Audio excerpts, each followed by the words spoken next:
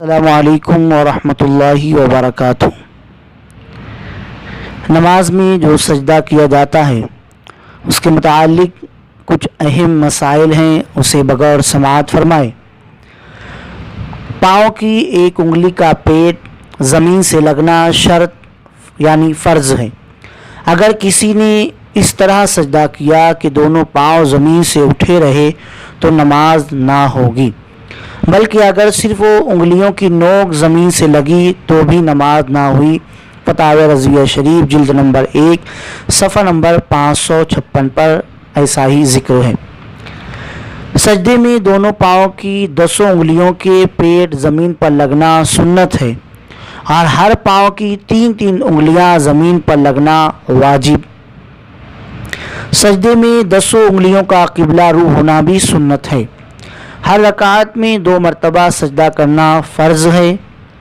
ایک سجدے کے بعد دوسرا سجدہ فوراً واجب ہے، یعنی دونوں سجدوں کے درمیان کوئی رکن فاضل نہ ہو۔ ایک رکعت میں 2 ہی سجدہ کرنا اور 2 سے زیادہ سجدے نہ کرنا واجب ہے۔ سجدے میں کم از کم 1 مرتبہ سبحان اللہ کہنے کے وقت کی مقدار تک ٹھہرنا واجب ہے۔ سجدے میں 3 مرتبہ سبحان ربی الاعلیٰ کہنا سنت ہے۔ 3 مرتبہ سے کم کہنے میں سنت ادا نہ ہوگی اور 5 مرتبہ کہنا مستحب ہے۔ دونوں سجدوں کے درمیان یعنی جلسہ میں اللہم اغفر لی کہنا امام اور مقتدی دونوں کے لیے مستحب ہے۔ جلسے میں کم از کم 1 مرتبہ سبحان اللہ کہنے کی مقدار ٹھہرنا واجب ہے۔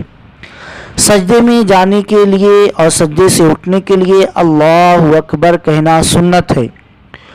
دونوں سجدوں کے درمیان جلسہ کرنا یعنی سیدھا بیٹھنا واجب ہے۔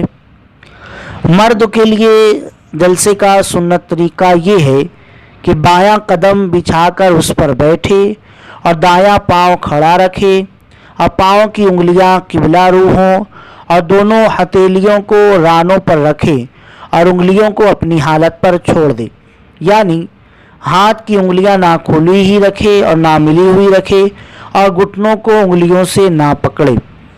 سجدے میں دونوں ہاتھوں کی انگلیاں ملی ہوئی اور قبلہ رو رکھنا سنت ہے۔ عورت کے لیے جلسے کا سنت طریقہ یہ ہے کہ دونوں پاؤں دائیں طرف نکال دے اور بائیں سرین کے بل زمین پر بیٹھے۔